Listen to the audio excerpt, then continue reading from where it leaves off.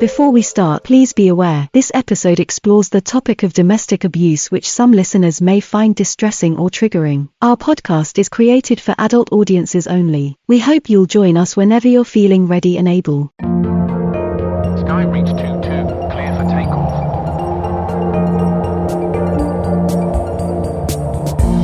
Well-being, inclusion, diversity, equality. White skies. I remember turning up at work with a black eye. Just so many reasons why people stay. 1 in 4 women and 1 in 6 men will experience domestic abuse in their lifetime. In March 2021, the National Domestic Abuse Helpline in England reported an increase in demand of 22% for its services compared to the previous year. On this episode, we're going to explore the experiences of 2 men who were survivors of domestic abuse. Welcome to Wide Skies. I'm Martin York. And I'm Debbie Watt. I'd like to introduce you to our guests for this episode, Bob Green OBE and Andrew Frayne. Bob is currently working with the LGBT Foundation to develop an LGBT extra care scheme in Manchester.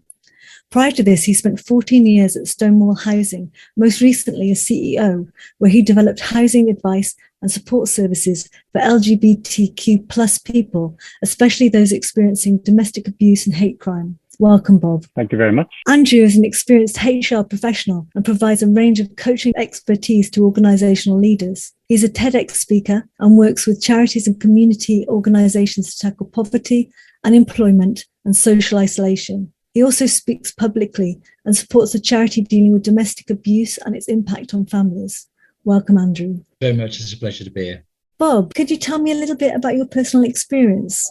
Briefly, what happened and the impact it had on you? Yeah, so I was new to London. This was in the late 90s. I'd only been out for maybe 3 or 4 years before then. I'd come to a new city and I'd met someone and we started a relationship. The relationship went on for about a couple of years. We ended up living together in the smallest flat you could imagine. A tiny room with one bed with a sink in it, and the shower was just one tiny shower room off that room.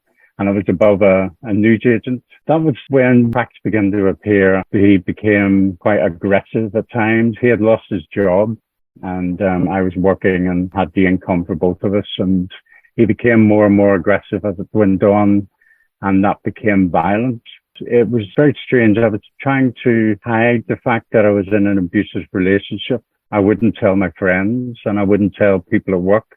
I remember turning up at work with a black eye, and I came up with this convoluted story of being hit by a bus conductor. I had to imagine something really bizarre. I'm sure people saw through the story, but it was a few weeks after that, things became very violent, and he was hitting me outside where we lived, and the police were called and the ambulance were called. I was unconscious outside. And the police turned up, and I remember the police laughing, making a joke. This was around the time in EastEnders where the Mitchell brothers were on screen, and they basically called it a fight between the Mitchell brothers. They didn't see it as an abusive attack. The ambulance checked me over and took me to A&E, and I had to have stitches, and I went to A&E. And even in A&E, the nurses invited my partner into the treatment room, even though I'd said what would have happened. They just brought him in. When I became distressed, that they suddenly realized, and they asked him to leave. But even after that event, and after going to A&E and the police being called, I didn't leave the relationship. And in fact, I went off work for a period of time, and it was only during the time when we were both off work, we lost the apartment. We had to move in with friends, and it was then that I started, thankfully, to the GP I was speaking to. She referred me to a counsellor, and it was that counsellor that talked me through and got me into the space where I could leave the relationship. What were your feelings at the time? And thinking back, now you're looking back, what are your feelings now? The thing that shocks me is that I never told anyone about it, not even my closest friends, and I never admitted it to myself. I never said that I was in an abusive relationship. I went for help anywhere. I never asked anyone for help. I never went to places like Stonewall Housing, which provide advice and support to LGBTQ plus people experiencing domestic abuse and hate crime. I think looking back on it, I just felt shame, guilt, Yes. denial. I wish if I had gone back, I could have talked to myself and pulled myself out of a dangerous relationship earlier. When I left, I slept on the street for a night, and then I couldn't cope with that. So then I sofa surfed for a long time with friends Yes. at work. And it was through that period of time I managed to find somewhere else to live. And it was a year or so after that, I met my new current partner, more stability, found a job at Stonewall Housing after losing my job. So there was a lot of consequences from it, even though it was a 2-year period. The consequences rolled on. You know, I didn't stay in that employment. I became homeless. I needed to find Yes. new employment. I needed to find a new support network. And still, even to today, I think it plays on my mental health and it plays on my feeling of Yes. self-worth. It's not surprising. And I think homelessness, domestic abuse is one of the biggest reasons people find themselves on the streets. Andrew, if we could perhaps come to you and ask you the same question about your personal experience and briefly what happened and the impact that it had on you at the time. Yeah, well, like Bob, it was actually in London in the late 90s that I found myself there, and I met my now ex-wife. You know, from the beginning, I could see there were problems, and it wasn't one of those ones where, like, I've got a friend of mine, actually, a female friend of mine, and she met this amazing guy, and then he just changed after they got married. He wasn't the person that he was in prior to the wedding. Whereas in my case, my now ex-wife, I could see she was trouble. The violence didn't start straight away. In the sort of first couple of weeks, first month or two, there were lots of stories of this terrible suffering and abuse that she'd suffered, but you know, she sort of repaired some of those relationships with her family. But you know, I mustn't go there and start the conversation. So already I've got this sense of this woman who's come a long way. She's overcome all this abuse, and I'm the kind of person, I just like helping people, and I always have done. I've always had that in me, but probably not with any real clear sense of boundaries. And so I just got drawn into this dynamic, and then as the violence started to happen, I just kind of thought it was my fault. I was such an idiot for provoking her. She's very good at making me think that whenever she was kicking off, it was down to me. And if I'd have done this differently, then I wouldn't have, you know, and it was always my fault. And so when that dynamic kicks in and you always think it's your fault, Yes. then you just start on this kind of endless road to make yourself a better person so that the violence doesn't happen. It probably sounds like madness that then we would get married, but I always believe that you keep trying at these things. You don't, you know, weak people quit, strong people grit and hang in there. And so I kind of thought, well, look, if we get married, it will get better. It must get better. A bit of optimism bias creeping in there, just imagining that things will somehow get better just because we're getting married. And so that's kind of how it happened, really. And it's funny because Bob was talking, well, it's not funny, obviously, he's talking about his black eye and then how they come up with this story of the bus conductor. But I would be going into work with all these scratch marks on my face. He grabbed my face quite a lot, punching, kicking. I was never knocked unconscious. I was stabbed later on in the relationship, but I would always go in with these excuses. My typical go-to excuse was it was a shaving accident. And I would sometimes wonder, I think surely my colleagues at some point are going to say, Andrew, do you need some coaching with your shaving here? Because you seem to be having a lot of accidents, but they never really queried it. And there wasn't the awareness back then, I think, that there is now. And so I felt ashamed of it. I didn't really see it as domestic abuse. I felt like I was in a challenging relationship that was my fault. And that if I could be this better person, then the dynamic would improve. And so in the end, we got married. You know, my parents did try and talk me out of it, but I was just so locked into that relationship. And the other side of it is often you think of the abusive person as like the aggressive bully, but actually as a victim of domestic abuse, often that aggressive person, they use tactics. And my ex-wife was very good at this, that they are the victim. She's got all these ailments. She's got hepatitis C. Heart attacks she was having, which I now know were staged. They felt weird, but like I thought they were. She was having heart attacks. And so she was often the victim, and I became her sort of carer, as well as I was a victim of the violence. There's this kind of weird, complex dynamic. I thought it was interesting when you were making the observation about covering up with shaving accidents and the observations that your colleagues might make as well, and thinking about the reason we've referred to this as being the hidden third, of course, is because generally when you talk to the person in the street about domestic abuse, the instant person that comes to mind is a woman that's being abused by a man. That's the stereotypical perspective that people have. But of course, a third of domestic abuse victims victims are men. And I just wanted to take this moment to just recognise that there are lots of different forms that domestic abuse can take, of course, and we've talked about some of them, but there's also like financial and coercive and digital online abuse and things like that. And whilst we're focusing in this episode about domestic abuse between partners, of course, it can also come from lots of other family members and people in caring relationships. I've actually had clients whose children are abusive. A friend of mine is a single mum. She adopted her daughters. There's never been a man on the scene, but the younger of the daughters was quite violent. And she feels just like a failed parent, you know, and of course there's a lot in the press now about domestic abuse, which for some people might make it easier for them to speak up, but there's not a lot about parents being abused by their children. And you feel like a failure. A good parent wouldn't let this happen. There must be something wrong with my skills. So yeah, it's really tough. And I think with LGBTQ plus people, the figures aren't there, so people don't know the size of the problem in our communities. A lot of people are not reporting. I think it was Stonewall came up with 75% of domestic abuse survivors didn't report in the first place. So there's lots of people who we don't know anything about. We don't know what they're going through. And as Martin said, the whole differences of experience between lesbian, gay, bisexual, trans people, they suffer domestic abuse in different ways.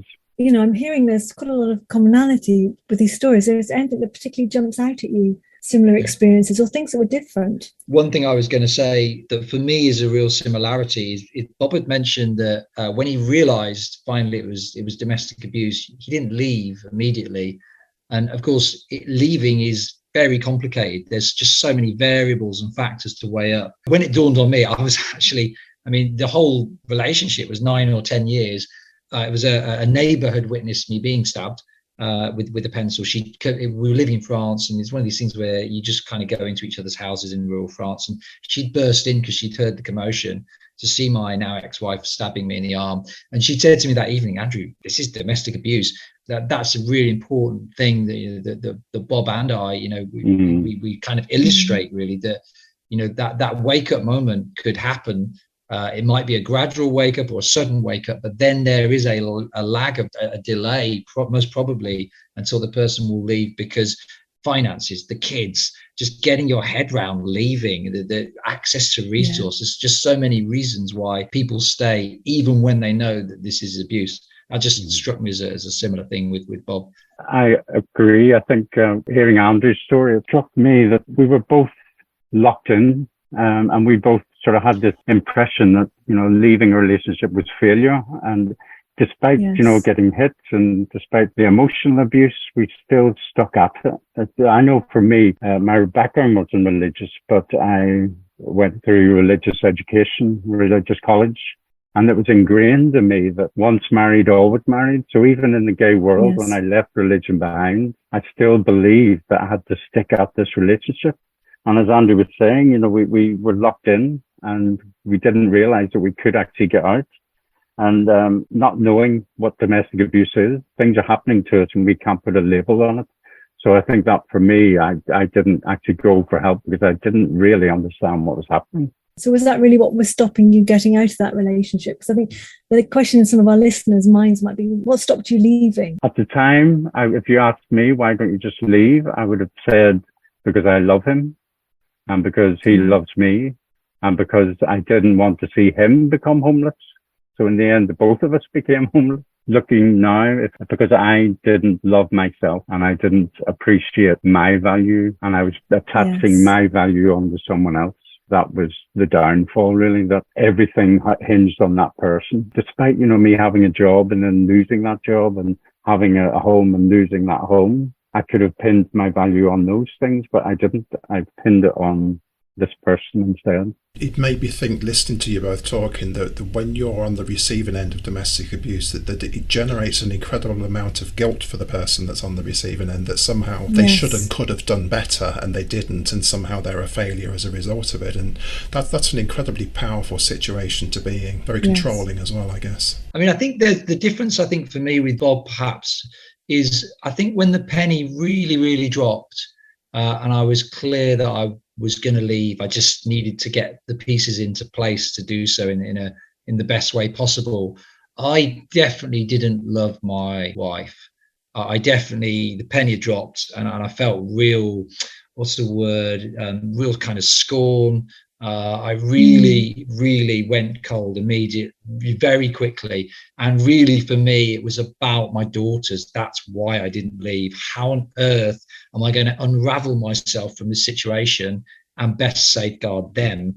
That was my dilemma as I was trying to unravel. I definitely, feelings wise, it was only about the daughters and how I could make the best of what was obviously going to be a really bad few years if I leave. Yeah, I think having children definitely adds some complications to the situation. So that extended it for quite a chunk of time, yeah? It extended it for a chunk of time. And, you know, without the kids, I'd have just, because I'm very fortunate, I'm very blessed, I'm very privileged male. I have a family, amazing parents, and just like there was no way I was ever going to be homeless. I'm lucky, but the issue of the, so without kids, I just walked away, and I would never look back. But with kids, I'd grown up very hands-on dad, so that's where it'd been. That they'd grown up with me as a very hands-on dad, and so all of a sudden, to go and only see them every other weekend, and to have to fight for that, and to consider that actually I might not see them for months as this goes through the family courts, that was unthinkable, absolutely unthinkable that could happen. And it did in the end happen, and it was really hard. Do you think it's different for a male than a female victim of domestic abuse? I mean, I'm looking at it from a lesbian, gay, bisexual, trans, non-binary perspective.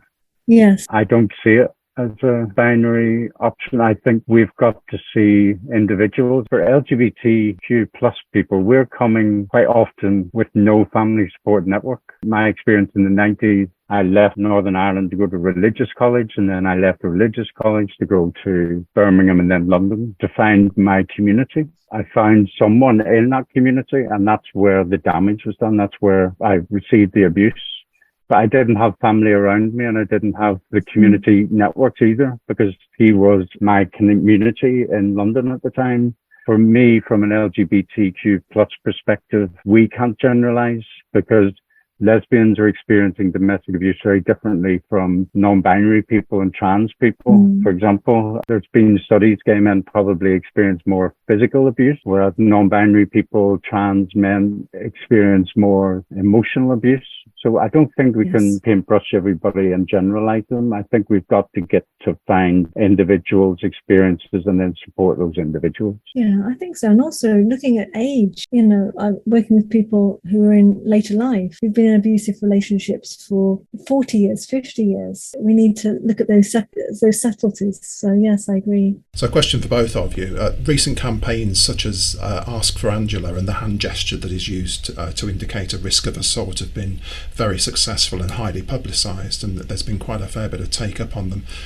Is Ask for Annie, the campaign for victims of domestic abuse that's in pharmacists, as widely known about, do you think? I have no idea how well it's known about. When I talk to, obviously my experience of domestic abuse is some time ago.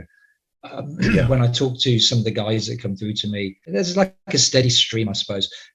They don't refer to that at all. I wouldn't say among male victims of abuse it's a particularly well known. I don't think they would be going into Boots with the hand gesture to ask for help. That would be my impression. What do you think, Bob? From LGBTQ plus community's perspective, no, I don't. It's not something that our communities are aware of. I've never seen it. I think the amount of services for our communities is shocking. So I can't see anybody going into Boots and doing it when we don't even go to our own community groups. I know for myself, as I said, I didn't approach anyone. Stonewall surveyed that 75% of our communities don't approach anyone for support. And there isn't any support out there anyway. I mean, what are there? 900 independent domestic violence advisors, and out of those, 3.5 are for the LGBTQ plus communities. There are no services, and that's the problem. Part of the challenge that I perceive just as an onlooker for some of these campaigns is that they're great, but they're aimed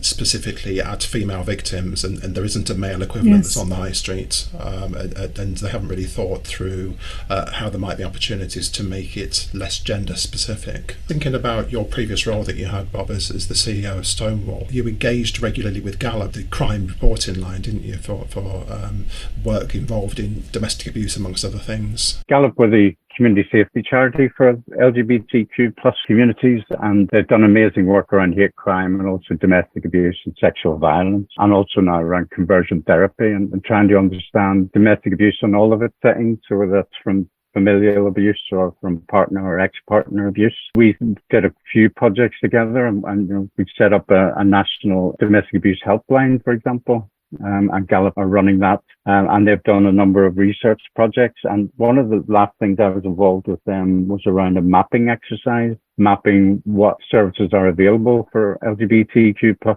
people experiencing domestic abuse. And that's where they flagged up that, there are only 3.5 independent domestic violence advisors in the country for LGBTQ plus people.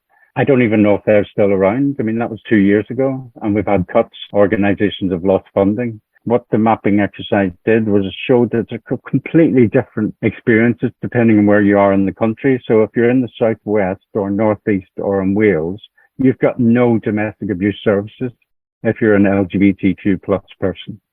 And in the rest of the country, a lot of the organizations are provided by volunteers. The services are provided by volunteers. They're not provided by paid staff. And even with domestic abuse, where councils are meant to provide you emergency accommodation, there is no accommodation for LGBTQ plus people. There's now one refuge in London, maybe a few other bed spaces.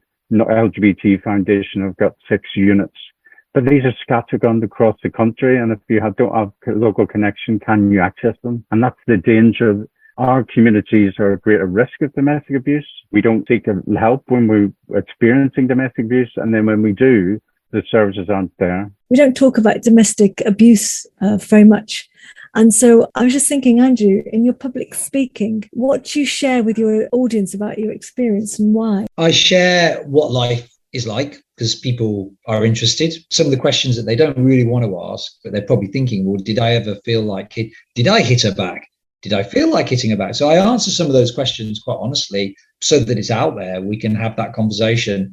I answer questions around, well, what's life like after domestic abuse? Because once someone comes out of domestic abuse, as Bob has very clearly illustrated, it's not then, oh, well, that's brilliant, they've left the relationship and get on with their life now.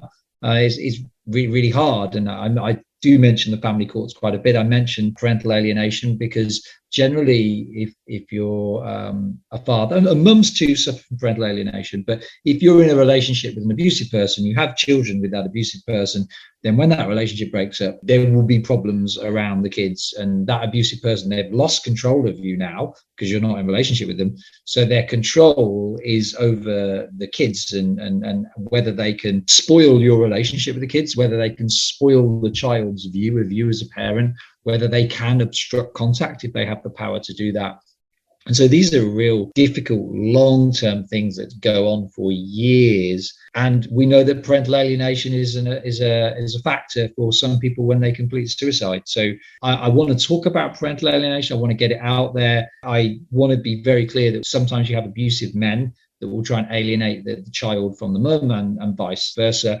Sometimes the perpetrator of parental alienation is the resident parent. Sometimes the parent that only sees the child maybe once a week or whatever, they're the non-resident parent, they can cause havoc with parental alienation just in that small amount of time that they have. And so this is a real big challenge for people. And I think where we support people going through domestic abuse, when we support them in their exit and the after, that support is probably be quite long term. It's going to be a long time till they get themselves on their feet again. And like I said, the parental alienation, that just goes on. And I mean, my daughters are older now. I mean, I have very little to do with my ex-wife, but there are still issues there in the background. She's always trying to manipulate and stir. And in the end, I just have to turn a blind eye to it now, which I do. A lot of our listeners will be thinking, well, how can we support friends and colleagues that may be going through this? How can we tell? What are the signs? What could we be looking for? It's more likely that someone might open up if they feel they're in a safe space. One of the reasons I didn't open up was I worked for a recruitment firm they were really good guys, as lovely as they were. You wouldn't talk about mistakes. So I think the more that, and I think we are doing this with kind of mental health awareness, but the more we can create these psychologically safe spaces, I think you increase the likelihood that someone might open up. I couldn't agree more with Andrew. I think we need to create safe cultures where people live and work. I think friends, colleagues, managers need to look and need to watch for changes in behavior, changes in attendance, and black eyes and, cuts and shaving and everything. We need to start looking at people and start talking to people. I know my friends gave up ringing me. Ones I worked with accepted my stories. I think now we need to have domestic abuse policies in workplaces. We need to explain to staff at every level what domestic abuse is, so show them some signs that they can look out for, and then have policies that really support people. We do need to offer counselling and support for staff who are LGBTQ+. That's offering them connections to LGBTQ+ organisations. But we also need to think about paid leave. We need to think special leave, redeployment. We need to think about maybe advanced pay loans, things like that, to help people move away from dangerous, abusive relationships. So we need to be thinking about what that policy is for organizations and being very supportive and allowing people, as Andrew says, allowing people to have the conversation. But as we've mentioned throughout this is a journey. It's not just you're in an abusive relationship one day and then the next day you're not. How do you support people beyond when they move into somewhere? What happens if the perpetrator is working in the same organization? How do you manage that? And how do you work with the perpetrator? What happens to them? We need to change this. We need, with equal passion, we need to fight misandry. We need to fight misogyny. We need to teach girls and boys to respect each other, to understand that men and women abuse. And we need to look out for one another and make it easy to talk about it. I think that's definitely such an important point. How do we change the mindsets of the generations coming through? For me, again, looking at it from an LGBTQ+ perspective, our communities are brought up to hate ourselves. So we're taught to internalize homophobia, biphobia, and transphobia.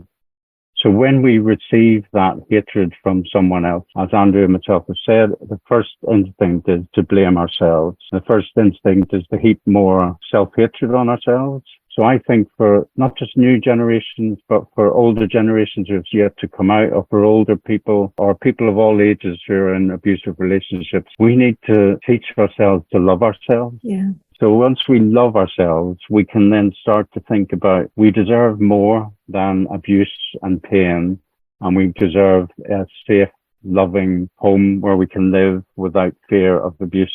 So I think we need to have a big education, big culture shift within the LGBTQ+ communities. A question around forgiveness. How do you forgive? Do you forgive? I forgave for very, very selfish reasons. I forgave because, as I've already explained, we got caught in the sort of the family court situation, and I realised that if I was going to be bitter and angry, things were not going to go very well for me at the family courts, and so it's probably in my best interest to learn to forgive. So with that in mind, I started to just kind of think, well, it's the behaviour that I hated, and so not every abusive person has mental health issues. Let me just make that clear. But it was fairly obvious throughout that my ex-wife did have mental health issues. So I learned to just see that actually she had these challenges and it wasn't great. And my part, the thing that I brought to that dynamic, was I had no sense of boundaries. That was my part. That was my responsibility, which I take on board. The more I started to kind of just reaffirm myself of this as a truth, as my thing, it just got easier to become philosophical about it, which actually, once you start to feel philosophical about something, you're sort of on the road to forgiving. And so that's how I did it. So I suppose if I was summing it up, I needed to, for self-interest reasons, and I sort of worked at becoming a bit more philosophical first, rather than thinking I must forgive her, thinking about it and thinking about my part in that, and not beefing up my part and beating myself up, just saying I did have a part to play in that dynamic. And that helped me a lot. That's all. Do you know, no one's ever asked me that question about whether I forgive the abuser, and I don't actually know if I do or not. And I'm not sure if I even give that person the time and consideration anymore. I want to put all of my energy into myself and building up new positive relationships. And that's why I think one of the reasons I went into Stonewall Housing was now to talk about and to think about what homelessness and domestic abuse for our communities and how we can improve the situation. But it's not blinkered, because I know we have to think about the perpetrators. There is nothing available in the UK for LGBTQ plus perpetrators. So we do need to get to the root of the problem.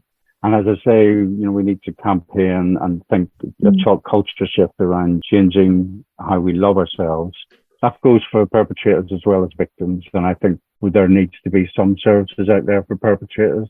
I guess that brings us to the present and the future, and notwithstanding what we've been discussing throughout this episode, just thinking about how life looks now for you and the future.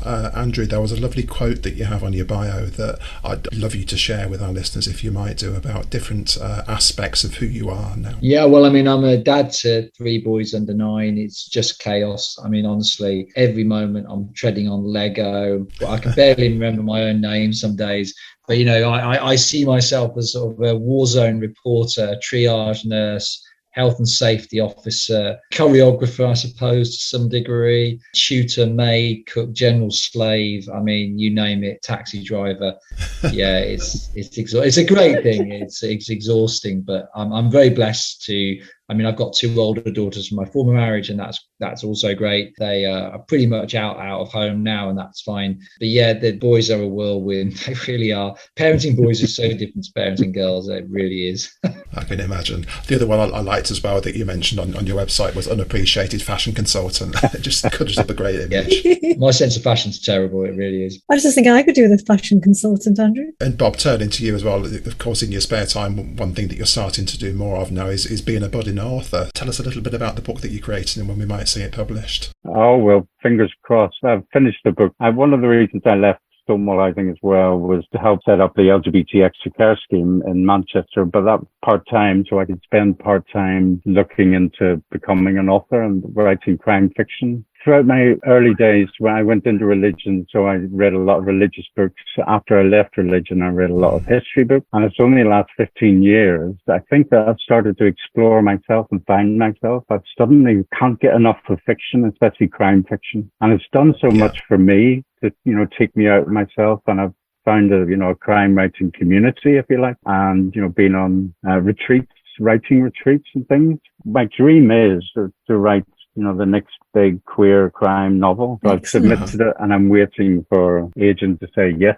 Unfortunately, no one said yes yet. So if anyone's listening to the podcast, give me a shout. We'll keep our fingers crossed for you. We're coming to the end of this episode, and we will share information about how our listeners can reach out to both of you online through your website and social media presences. Is there one source of information that you would like to share that's pertinent to the conversation that we've had on this episode? The work of the Mankind Initiative, their research work, to my mind, is really excellent. It's very balanced. They're really big on detail and not just trying to push their narrative. They're trying to report it. I've been really impressed with the quality of their research. So for anyone that kind of wants to check out the stats, the figures, they think, well, am I in an abusive relationship or not? And they just want some more resource. The Mankind Initiative, I've got so much respect for what they're doing. Brilliant. Great, thank you. And from you, Bob? For me, I think it's to point people to websites, because if you're experiencing domestic abuse or an LGBTQ plus person who might be experiencing domestic abuse, the best sites for me, I think, are LGBT Foundation and GALOP. LGBT Foundation, as I say, I've got domestic abuse services. They explain not just some of the research, but also personal experiences.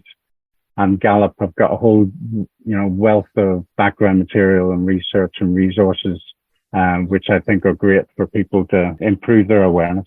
That's great, thanks, Bob. There are a few other information sources that we will share as part of the episode information. One in particular that I thought might be useful for some of our listeners is the Employers Initiative on Domestic Abuse. So we'll make sure that all this information is posted in the episode information. So we've come to the end. Thank you both very much. So first of all, Andrew, thank you for your time for being on the episode today. Pleasure to be here. Lovely to meet you, Bob. And thank you very much, Bob, as well. Thanks for the opportunity. Good to meet you, Andrew. And we're now going to go to the self-care tip for this episode. White Skies Self-Care. Today's tip is about making space for gratitude. A rising tide of research over the past decade has shown gratitude is good for both our mental and physical well-being. Indeed, studies have found that regular practice can reduce stress and negative thinking patterns, increase happiness and satisfaction in the present moment, boost self-esteem, and foster greater optimism. And these findings have been supported in neuroscience, where increases in the feel-good neurotransmitters serotonin and dopamine have been observed in those who practice gratitude.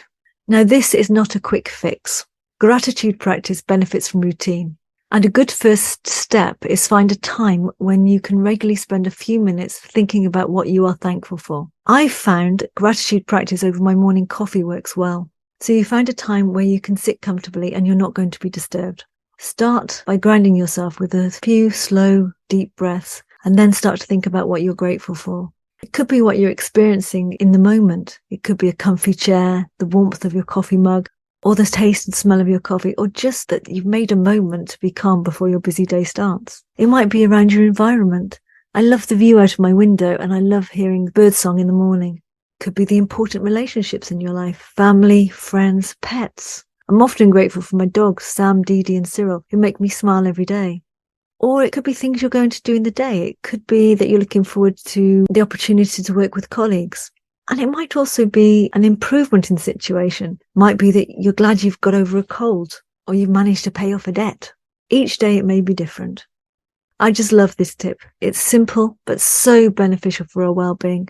Other gratitude practices you might want to try are keeping a gratitude diary, sharing your gratitude directly in conversation, or writing a gratitude letter to someone who has played or is playing an important positive role in your life.